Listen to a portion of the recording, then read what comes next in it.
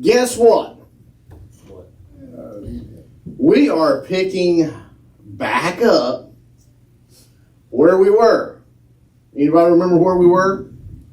Blessed upside down. Blessed upside down, living the kingdom way. Gosh, it's good to have so much room again. Sorry, honey, if I walk out of the frame. She was telling me last week, she's like, okay, now you see on the camera right here. Now you see on the camera we're over here. You've got to stay there. Sometimes I walk off the frame here. We're going to have to put tape down. But it is so nice. Blessed upside down, living the kingdom way. And why do we say blessed upside down? What is the whole, I love this picture. I still love it. But what was the concept? It was simply this. That the world says, if you're strong, if you're successful by the world standards, if you step on everybody you can to get ahead, then you're blessed. If you crush everybody in your path, if you tell everybody where they can go and you put them in their place, then you're blessed. I hate to say it, folks, but if that's the case, our president's one of the most blessed people in the world, right?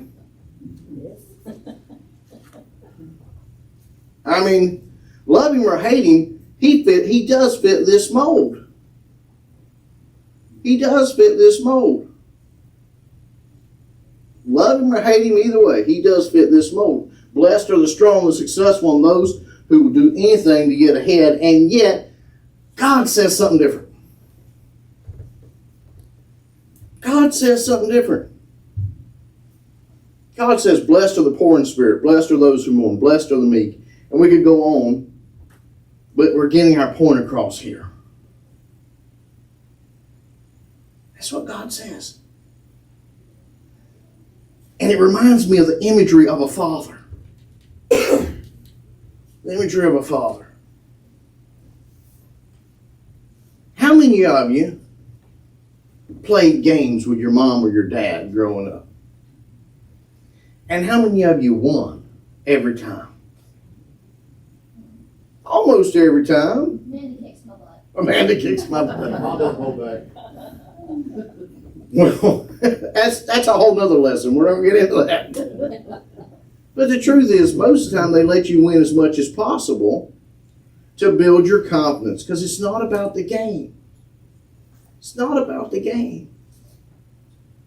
It's about who you are and their love for you. And that's part of what we're dealing with here. We see here that the Beatitudes form the opening of Jesus' Sermon on the Mount. So this is all reminder. His Kingdom Manifesto. His Kingdom Manifesto. One of those big words. It means what His kingdom stands for. These statements are not rules for us to earn God's favor. They're not rules. You don't have to follow them. And if you do, it doesn't make you any better off in the kingdom. What? Did you hear that? Did you hear that? My younger brother, told me something the other day. It was very, very profound. I'd never technically thought of it. He said, you know, Joy, he said, sometimes I get jealous of other pastors. I thought, well, I hope you've never been jealous of me. But he said, sometimes I get jealous of other pastors. He said, and then I realized, here's the thing. Some of them may have a more successful ministry career. They may make more money. They may have a bigger church. They may baptize more people. All this that you can lay out, what are the measurements of pastoral success, right?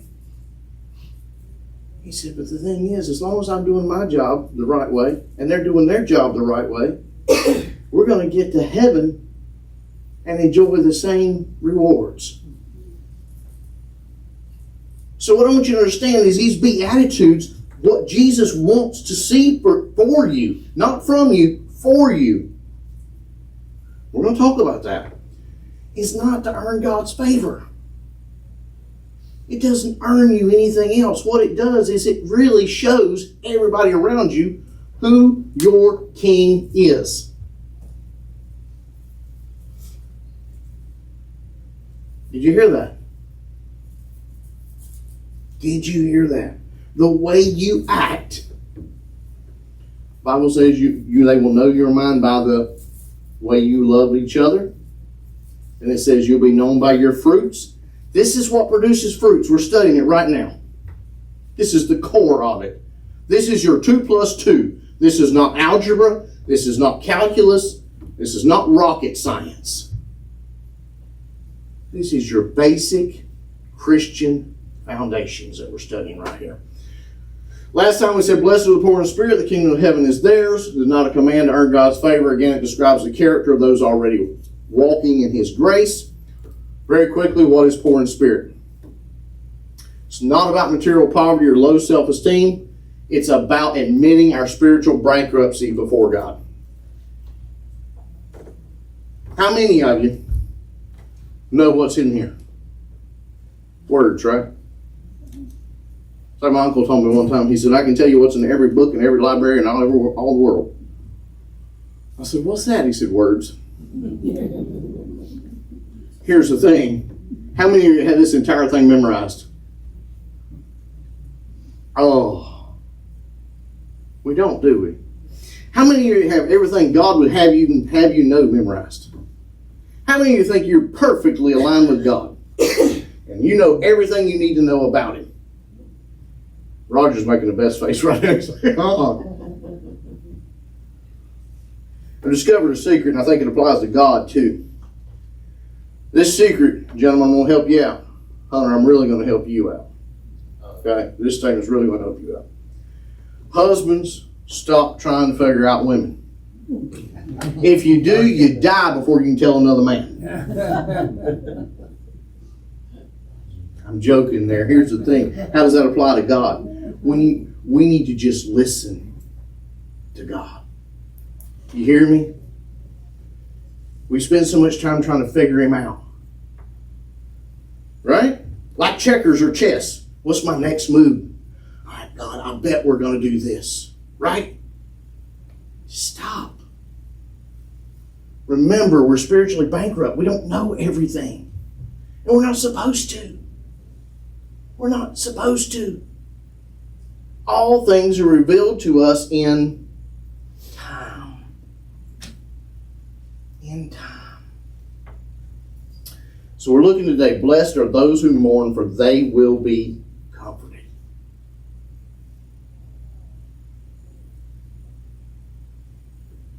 This is a promise. This is a promise.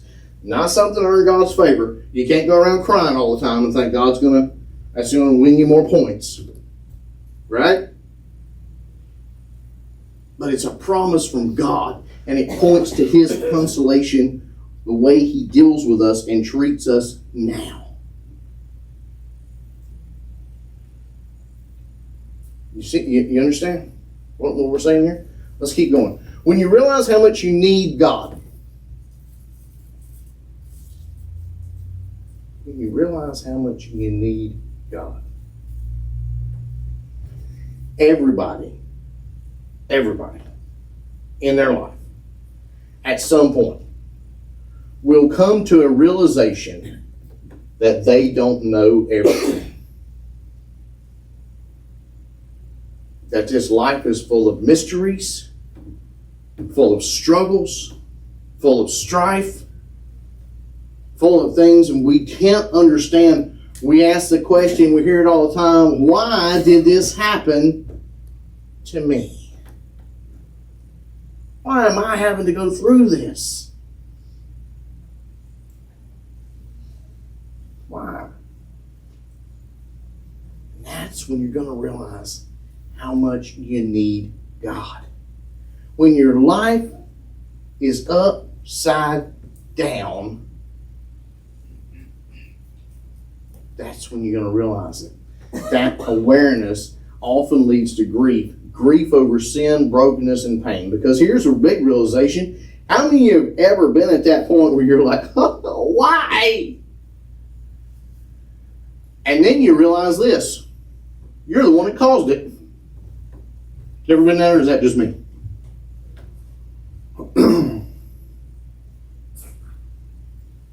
Let me give you an instance. Some of y'all will love this one. You've already used all your vacation days for school. Oh yeah, those are supposed to be sick days, but we used to call them vacation days. You can't miss any more classes. You can't be late for a single one. And you go out and find your tire flat. Yeah, Hunter's eyes just got big. He just got out of college a little while ago. He knows exactly what I'm talking about. Some of y'all are like, no, I'm trying to remember back. Did I ever do that? Yes. Run a mile and a half to gym class. I don't need gym now, Professor. I done had it.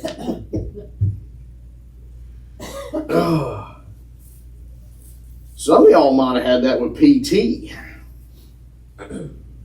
That's why some of y'all are never late for anywhere. 15 minutes and you feel late. You're 15 minutes early and you feel late. Because you didn't want to do that.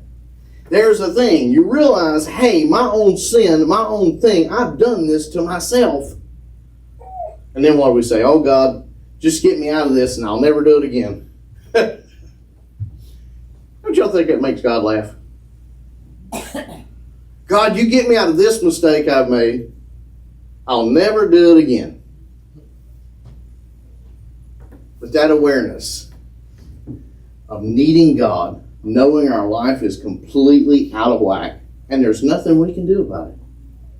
And then realizing we put ourselves there is generally where it all begins to happen. Jesus says, even in our tears, we are blessed. What? How can I be blessed if I'm standing here crying?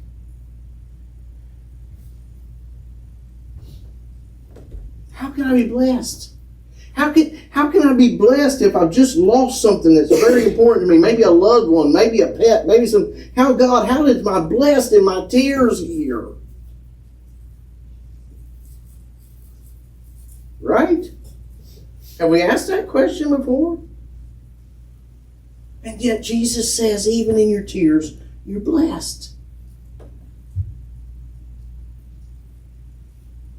I can answer that, and then we can end the sermon right here. We're not going to. Let's keep going. The paradox of comfort. Jesus' words flip our expectations again. So when he said, blessed are the poor in spirit,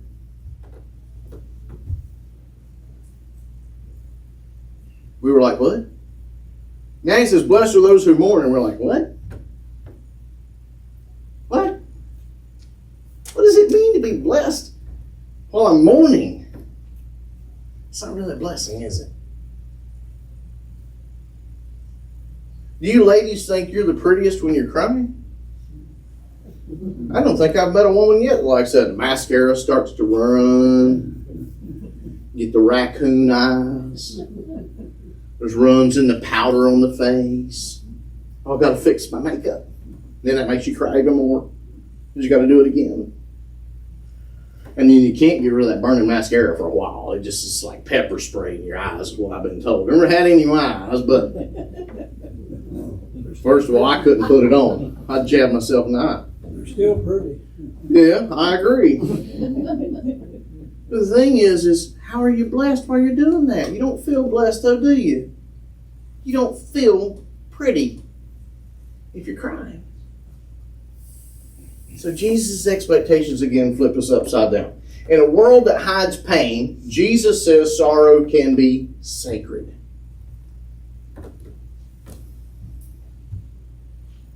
What? Well, first of all, the world tells you to what? The world does tell you, hide your pain. Get rid of your pain. Don't let anybody see your pain. Only those closest to you should ever be allowed to know anything about it. Lest somebody use it against you and step on you to get ahead, right? I mean, there's so many things. Hide it. But Jesus says, no, it can be sacred. And I'm going to tell you, here's the reason why. I'm going to go ahead and give you this one. Because it brings us back to that moment.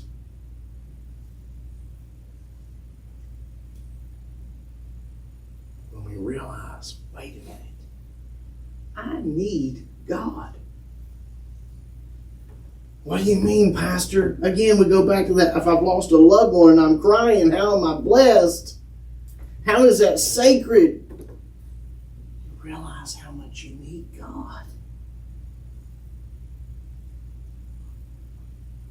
Let me ask you something, folks. And I know I'm kind of jumping ahead because I really want us to understand this. What is the most comforting thing in the world? Is it hi, how are you from a friend? Or a hug from a loved one? What about a kiss? Is that, yeah, that's good. I like a kiss. But my wife will tell you I prefer a hug.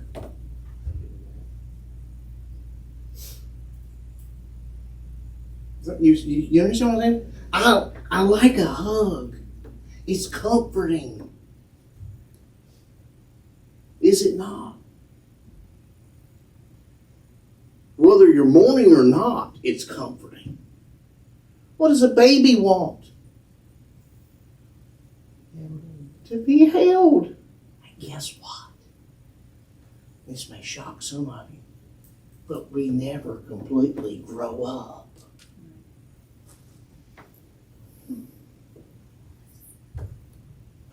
My daughter used to come in from the 7th grade. She'd say, oh, the boys at school. Yes, you're being used in another sermon illustration. And she would tell me how stupid they would act. I said, well, darling, get used to it. Men grow up in phases, not in ages. All the women are shaking their head. That comfort, though, we never grow out of needing that comfort. And that's what we're talking about here. Jesus says sorrow can be sacred because it brings you back to what? This. And the need and the realization for the comforter. And then, here we go. Not just sorrow from loss, but grief over sin, brokenness, and injustice. Scripture support. Come, let us return to the Lord. He has torn us and He will heal us. God will heal all hurts. And here's the thing about God. This broken pot you see here, this broken pot, a potter will tell you that cannot be fixed. It can be glued back together, but it can never be fixed. Why? Why can it never be fixed? Because you can never put it back like it was and rebake it, right? Oh, but God does. There's the thing. God does. God not only puts it back together, but He makes it stronger. How do I know this? Look at your bones. You ever broke a bone before? And yet that bone healed because God designed that. And it heals better than it was before. It heals stronger than it was before. Well, then why don't we go out and break every one of our bones, Pastor? Well, you go ahead if you want to. I ain't doing that. I'll wait and see how many actually happen. But here's the thing. When we come to our key thought, Jesus calls blessed those who feel the weight of sin and long for restoration. I messed up, God. Imagine, heirloom gets broken, child begins to cry. You ever break anything and you began to cry? I broke stuff of my own and began to cry. I know I've got to pay for it. But I used to break stuff as a kid and cry because I knew I was going to be in trouble.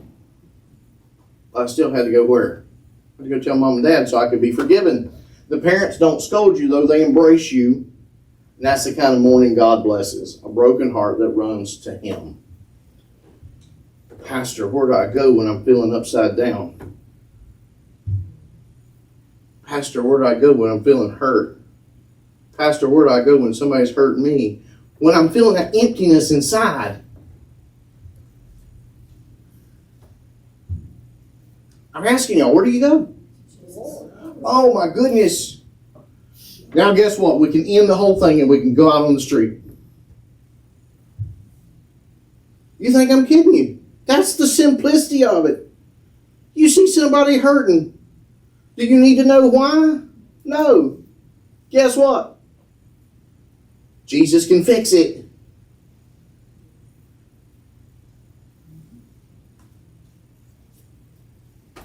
Jesus can fix it. Comfort God gives. God does not promise to erase pain immediately, but to enter into it with us. The Lord is near the brokenhearted. He saves through crushed in spirit. This is one of our verses from last week. I love it. Came back. It was already in the plan I had laid out over a month ago for this. I think that's awesome. The Lord is near the brokenhearted. He saves those crushed in spirit. 3 ways God comforts. Y'all might want to take a picture of this one. He comforts through His Spirit, the Comforter who brings peace. He comforts through His Word, promises that remind us we are not alone. I will never leave you nor forsake you. And then the last one. Read that, folks. Read it. What's that last one? Through His people. Through His people. Oh my goodness. You mean I've got to comfort people, Pastor? Yes. If you say I'm a believer in Jesus Christ, you've got to what? You got to show it.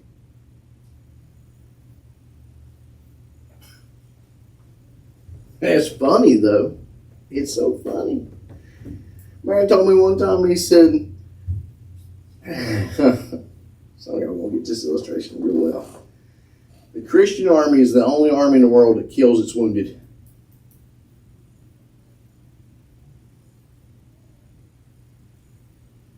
The Christian army is the only army in the world that kills its wounded. What is it, Larry, you say if you want to find problems, go to church? Is that what you...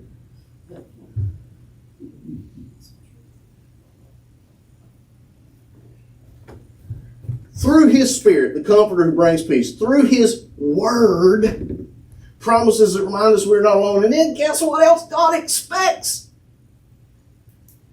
He expects His people to bring compassion and comfort to the world. You want to know why the world's so screwed up, folks?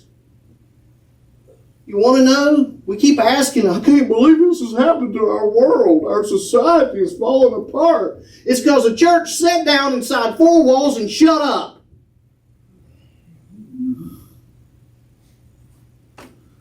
That's what happened. We retreated.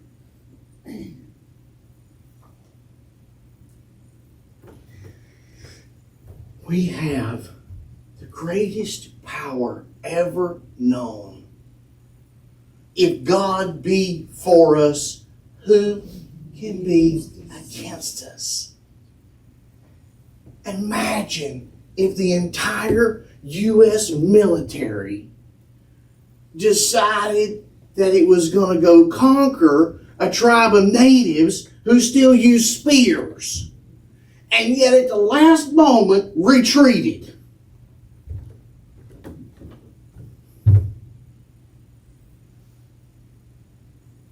Am I making sense? Can you imagine, folks? Picture for just a moment. We're standing on the battlefield of Armageddon, the very last battle. All of us are standing there. Brought back, clad in our armor, ready to go. Got God right out here in front, just like William Wallace from the movie, riding up and down Braveheart. Come on, let's get them. And we retreat. That's what the church has been doing. That's what we've been doing. Imagine being in a dark tunnel and you can't see the exit, but you feel a hand holding yours. Any of y'all ever been to Linville Caverns?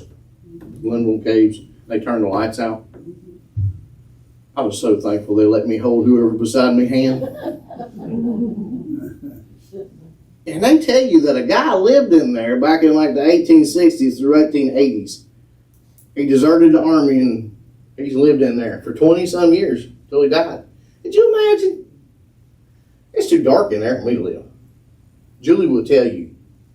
She makes fun of me. Because one point in time, I don't remember where we was at, it was somewhere, and I looked and I said, man, it is dark out there. And now she makes fun of me because we'll go upstairs and I'll get ready to put her to bed and she'll look outside and she'll say, boy, it's dark out there. I'm telling you right now, I think that was Brevard this past year. It was dark in Brevard. They had to pipe sunshine in where that little hollow we was in. Turned out the lights, all you could see was eyes looking through the window, I swear. I prayed hard. Here's the thing, imagine that comfort of your hand. Now, I like this illustration, but let me give you one a little bit better. Imagine you're standing there and something's just happened that shook your world. And somebody comes up and puts their hand around your hand or their arm around you. You wouldn't expect it. How great is that feeling? Yeah. That's what we're talking about here. That's how God comforts. Not always by removing the tunnel, but by staying with you through it. Transformation of tears. Tears are not washed. God are not wasted. God turns mourning into meaning. A lady a few years ago was a client of mine, and she called me, and for a moment I couldn't understand what she was saying. She was crying so hard. She had just lost her husband.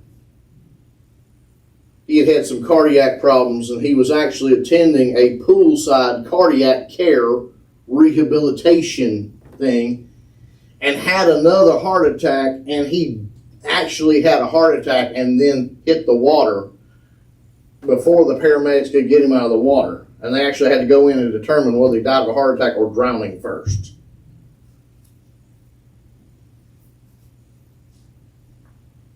And she said, I don't know why this has happened to me.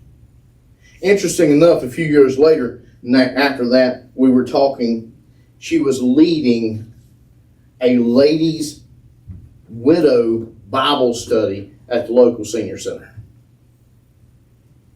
Think about that. Tears are not wasted. God turns mourning into meaning. Happens every time. Those who sow in tears will reap with, there you go, shouts of joy. It's hard to see it when the tears are streaming, isn't it? But it does happen. God uses grief to grow mercy, humility, and hope in us. How many of you hope to see somebody one day?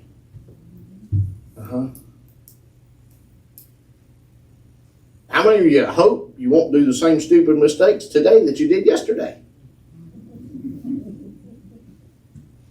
See, it don't always have to be something so grievingly lost. It can be, God, why did you let me do that?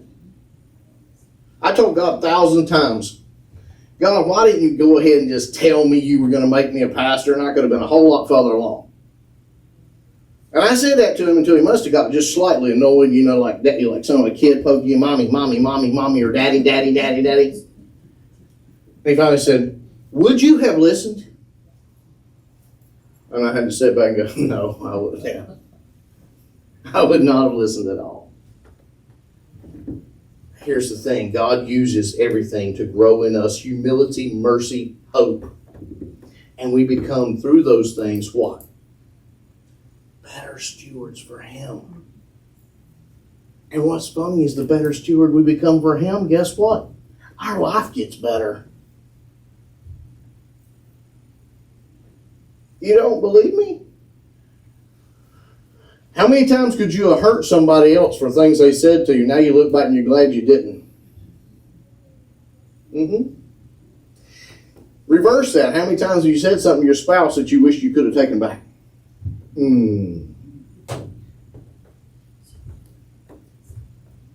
The hurt in us, not only is it does God show us He comforts us, but He uses it to teach us what not to do to others.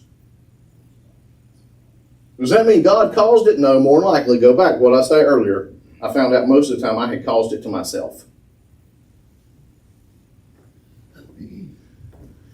Here's the thing. A seed must break apart in the ground before it can sprout new life. Y'all ever seen that? You ever watched a seed and been able to see it through like a clear cup or something? I challenge you to do that as you plant your garden this spring. It's amazing to watch how that seed has to bust apart for that little seedling to sprout. A seed must break apart in the ground before it can sprout new life. Our tears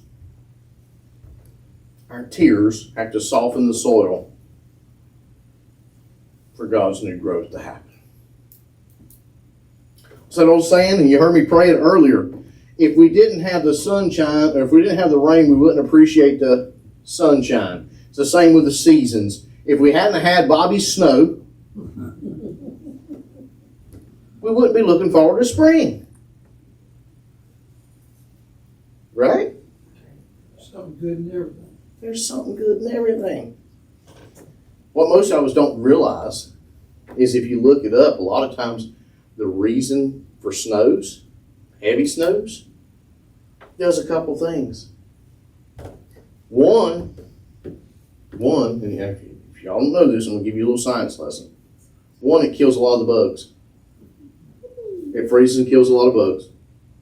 Two, it breaks the soil up because it freezes, and then when it comes and it busts it apart because it expands.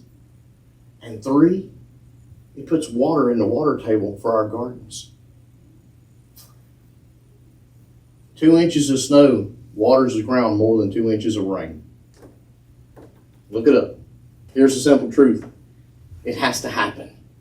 It has to happen with us too. There has to be snow in our life. There has to be mourning. And we forget, though, that during that mourning, we're blessed. Because one thing is, here's the kicker. Here's the kicker. One thing is, our soul is becoming better. What do you mean, Pastor? Mourning, we learn things from it, don't we? We learn we need God. We learn how to deal with that. And we can trust Him because He'll never leave us or forsake us. And we learn how to help others. We learn how to help others. Acknowledge your sorrow before God. Don't hide it. Allow God's Spirit to comfort and reshape your heart. Attend to the sorrows of others. There's your homework. And that's everlasting homework. And I hate to say it, men, but generally women are a little bit better at this than we are. We get a little uncomfortable with this whole sorrow of others things. Say something to our wives, we hurt their feelings. They start crying, we're like, oh boy, yeah. This is awkward. I'm sorry. But the truth is, God wants us to attend to the sorrows of others. If it's nothing more than wrapping our arm around them and giving them a little shoulder squeeze. If it's nothing more than saying, man, I'm here if you need me. I can't offer any words of wisdom, but I'll listen. It's the truth. Acknowledge your sorrow before God. Don't hide it. Allow God's Spirit to comfort and to reshape your heart. Attend to your sorrows, to the sorrows of others. I want to talk about number one, just back up there briefly, and then we'll go to our last slide. Here's the thing, folks. I had a girl tell me one time, a young girl, well, we're the same age, but we were younger at that time. She said, I'm just so mad at God. I'm just so mad at Him because He took my daddy. I'm mad. I said, have you told Him that? No. You need to. Here's the thing, God's bigger than you or I, either one. If there's sorrow in your life, go talk to Him about it. If it's against Him, go talk to Him about it. Trust me. God is like the daddy who picks the kid up who's throwing a tantrum and embraces them and carries them out of the room while they're beating on him and kicking him.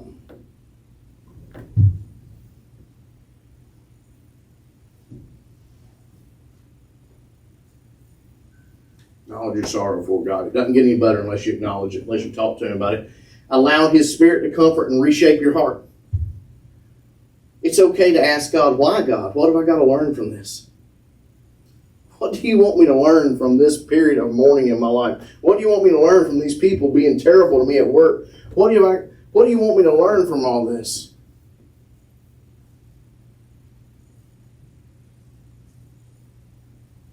God, what do you want me to learn from stepping into a pulpit and feeling like I'm going to throw up every time?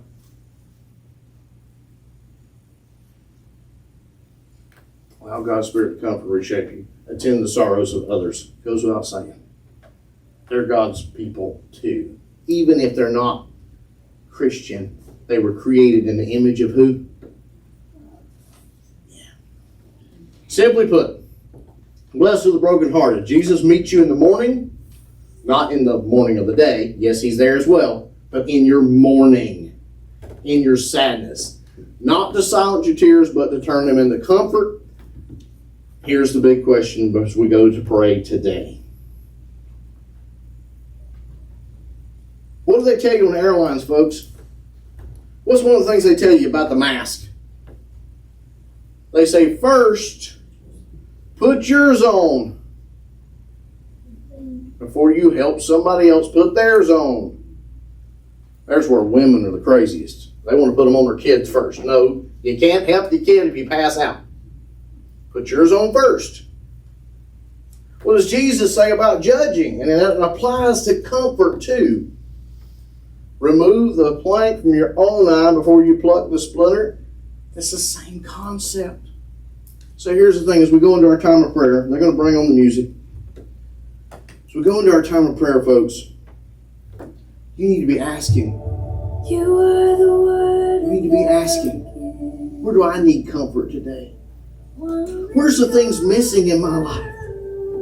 Where's the things that are upside down? Where's the things that are bringing me grief, that are holding me back? What do I need to learn, God? And how do we get through this? And what do I need to do to make it better? So let's bow our heads. Let's talk to God about that right now. Talk about your own stuff. It's hard to comfort others when you're hurting. Talk to God.